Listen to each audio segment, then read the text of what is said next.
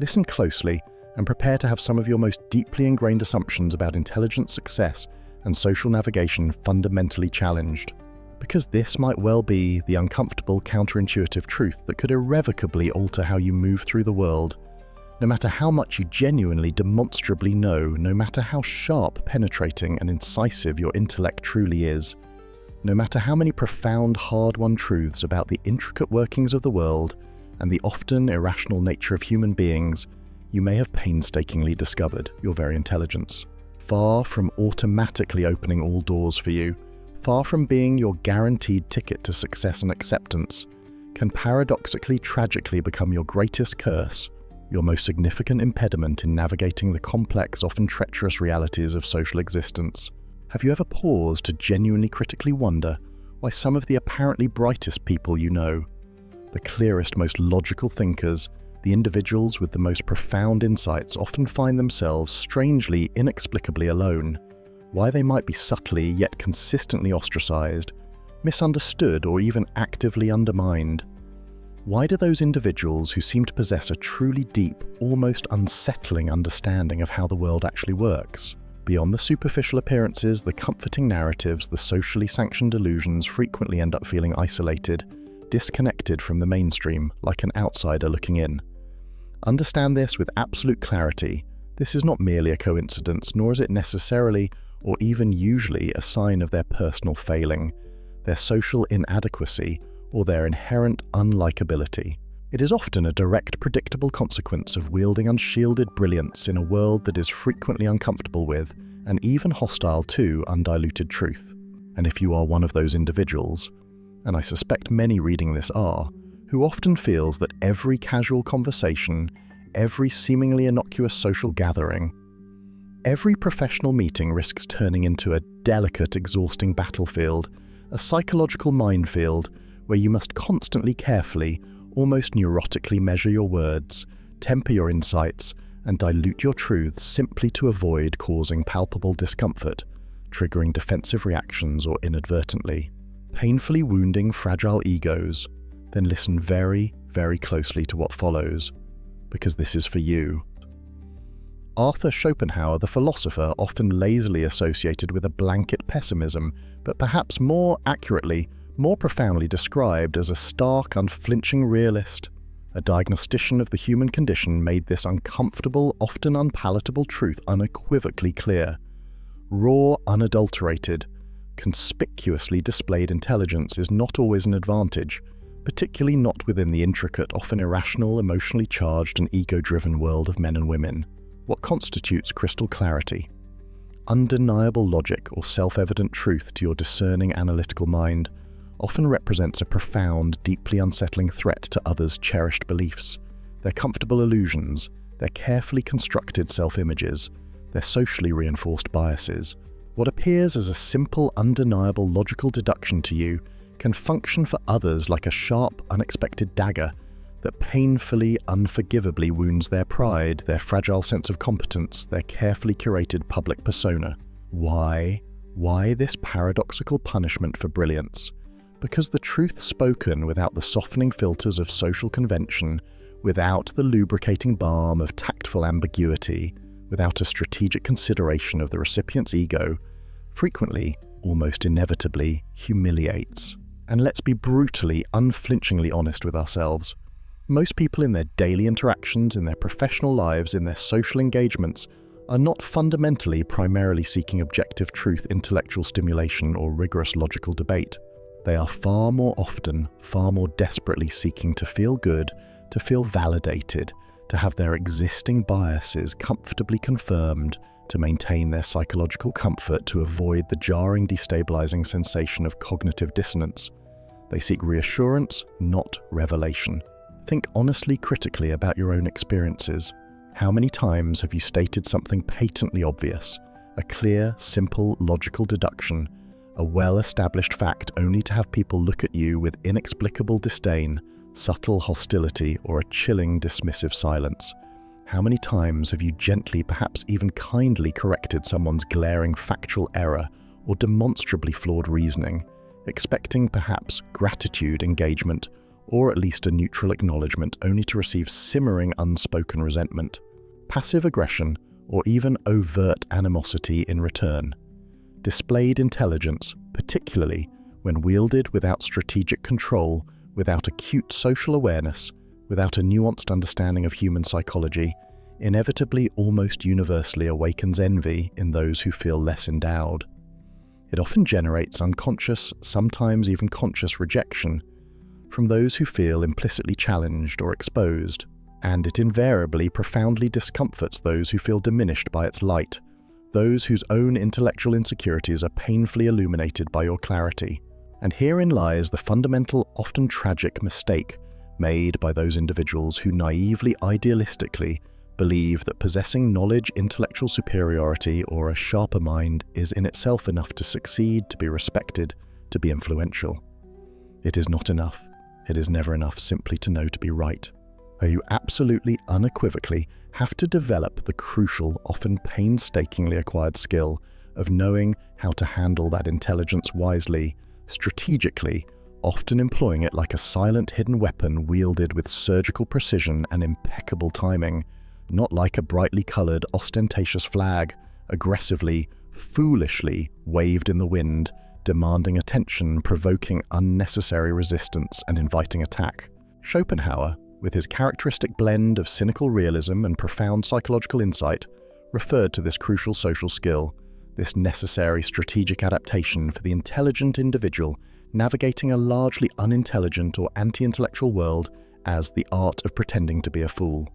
Not crucially, not ever, because you are genuinely a fool or because you should aspire to be one, but because recognizing with clear-eyed pragmatism that there exist specific moments, specific contexts, specific audiences, specific power dynamics where consciously, deliberately pretending to be less intelligent, less knowledgeable, less perceptive, less insightful than you truly are, represents the ultimate master move, the most sophisticated gambit for navigating social complexities, for achieving your objectives without generating unnecessary friction, for preserving your energy, and often for subtly gaining the upper hand.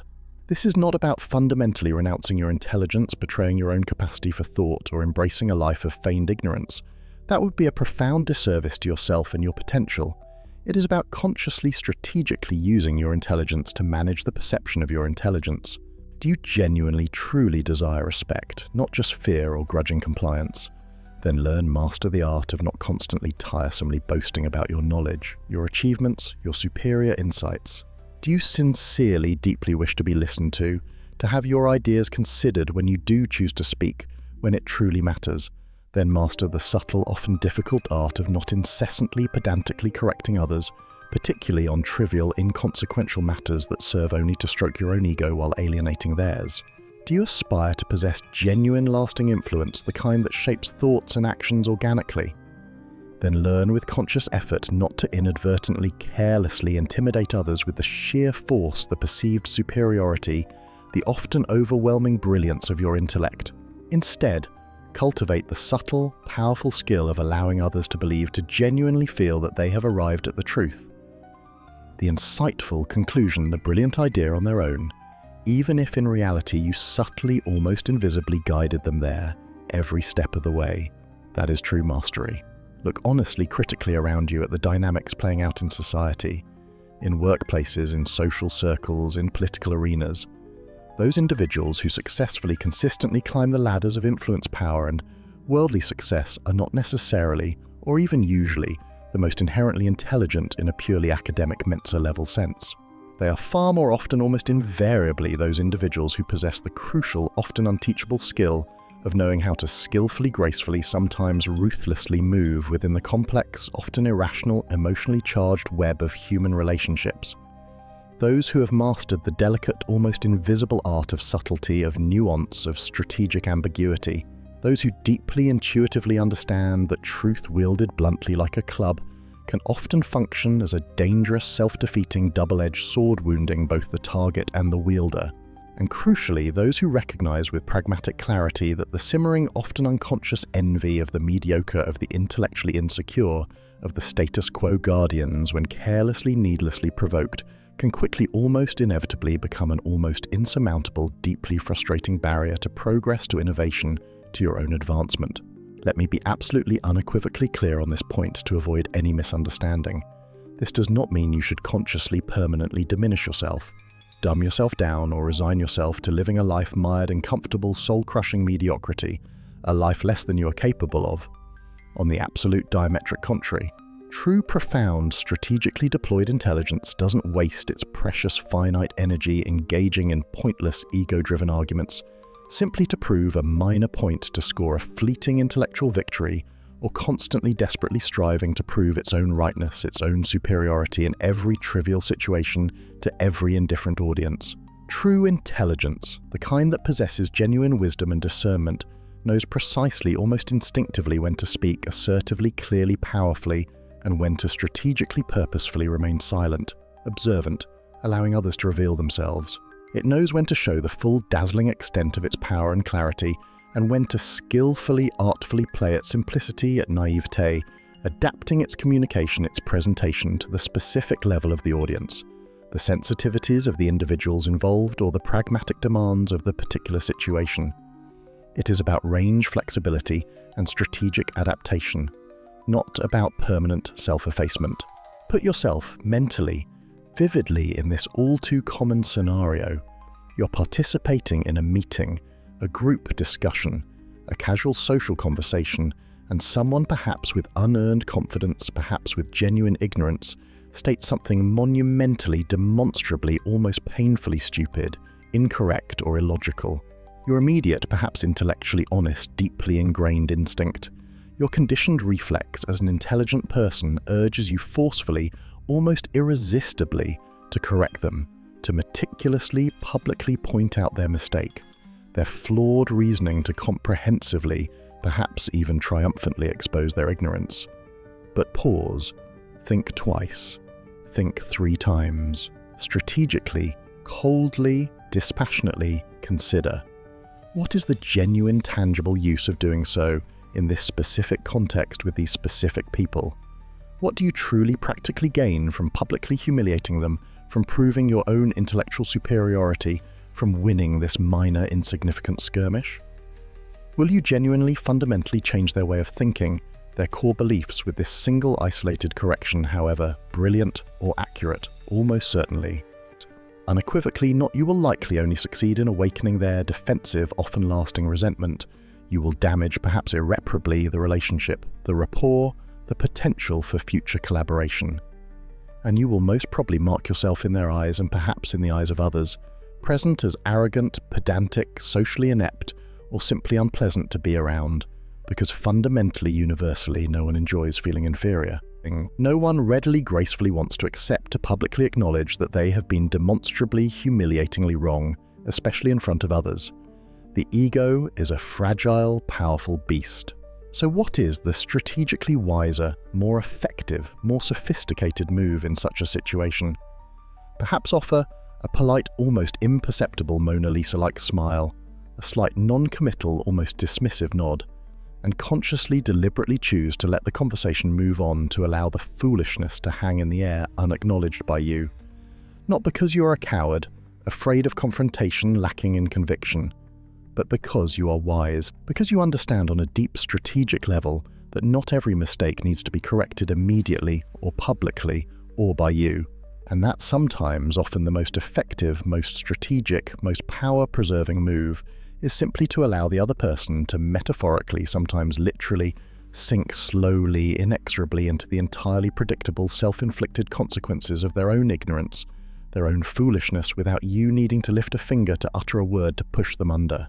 Let reality be their teacher. It is often far more effective and far less personally costly to you than your direct intervention. Schopenhauer, with his characteristic, almost brutal, unflinching clarity, stated it. Thus, fools often possess a distinct, almost unfair advantage over the intelligent in the social sphere. Not because they are inherently better, more capable, or more deserving, but simply pragmatically, because the world society's structures, its norms, its expectations, its rewards, systems is often implicitly, unconsciously designed for them, caters to them, reflects their level of understanding.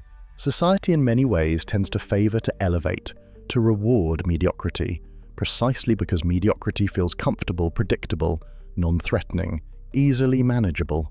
The mediocre often instinctively, almost magnetically group together, forming protective enclaves, reinforcing shared biases, validating each other's limited perspectives, promoting each other within their comfortable self-congratulatory circles. While the truly brilliant, exceptionally insightful individual, if they fail to learn to master how to handle their intelligence cleverly, strategically, with social acuity often ends up alone, marginalized, ostracized, apart from the mainstream, perpetually painfully misunderstood their insights, dismissed their contributions, ignored. And here is where the real intricate high-stakes game truly comes into play. You don't have to resign yourself passively, defeatedly, to being merely a silent, frustrated part of that comfortable, soul-numbing mediocrity. You don't have to extinguish your own light to fit in. But crucially, you also don't have to engage in a futile, exhausting, ultimately self-defeating, head-on fight against it, either. A Don Quixote-like tilting at windmills, there exists a strategic, nuanced middle ground, a path of perfect, almost invisible balance. Learn to pretend ignorance when strategically necessary, skillfully, artfully play with others' expectations, their preconceived notions, their underestimations of your capabilities. Subtly, convincingly, make them believe or allow them to continue believing that you are perhaps less insightful, less capable, less ambitious, less threatening than you really truly are, only to decisively, powerfully, almost shockingly surprise them with your true capacity, your hidden depths, your carefully concealed brilliance, precisely when they least expect it, precisely when it truly strategically matters, when the stakes are highest, when your intervention can achieve maximum impact. History, both grand and granular, is undeniably replete with compelling, often dramatic examples of this very strategy of feigned simplicity or underestimated capability. Truly great strategists, throughout military, political, and even business history, never foolishly, recklessly showed all their power, all their resources, all their strategic intentions right from the very start of any campaign or conflict. The best players in any high-stakes game, poker, chess, geopolitics, never reveal all their cards, all their strengths, all their plans prematurely. Figures like Napoleon Bonaparte, who often cultivated an image of gruff simplicity while possessing a genius for military strategy and political maneuvering. Leonardo da Vinci, who navigated the treacherous courts of Renaissance Italy, often by appearing more the eccentric artist than the polymathic intellect he was. Perhaps even Nikola Tesla, whose otherworldly brilliance was often cloaked in an almost childlike naivete about worldly affairs. They all, in their own distinct, masterful ways, fundamentally understood and strategically employed the immense power of discretion, of calculated ambiguity, of intelligent, purposeful manipulation of perception, of strategically pretending to be less formidable, less threatening, less knowledgeable, in order to ultimately achieve more, to preserve their energy, to avoid unnecessary opposition. Because here lies the stark, brutal, often unacknowledged truth about navigating the social world, the world of human interaction.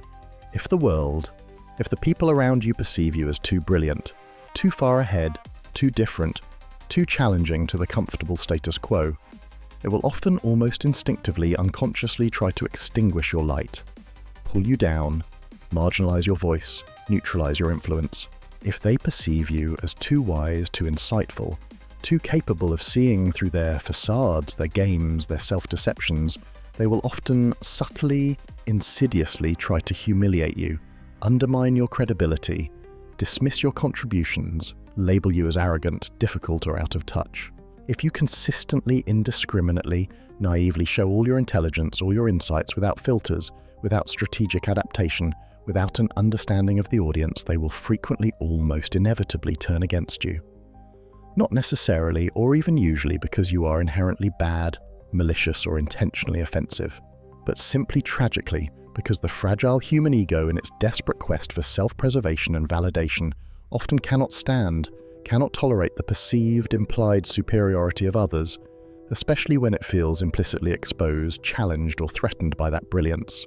But, and this is the empowering counter-narrative, if you learn to play the game with calculated, conscious cunning, if you master the subtle, sophisticated art of strategically dosing your intellect, of skillfully, artfully presenting yourself, as someone perhaps accessible, relatable, understandable, non-threatening, without awakening undue envy, suspicion, or resistance. Then you gain profound, almost invisible control. No one will clearly see you coming. No one will perceive you as an immediate significant threat that needs to be neutralized, and consequently, when the right time arrives, when the opportune, strategically advantageous moment presents itself, when it truly decisively matters, you will then be able to confidently, powerfully unleash your full capacity. Your true, undiluted brilliance, your carefully prepared strategy, without facing the same level of ingrained knee-jerk resistance, sabotage, or envious opposition. This is not cowardice. This is not inauthenticity in the service of weakness. This is strategy. This is wisdom. Do you genuinely want to know the fundamental key to surviving, even thriving, navigating successfully in a world where mediocrity often reigns as the comfortable, self-protective norm, where brilliance is often punished rather than rewarded? Learn the invaluable, indispensable art of strategic silence.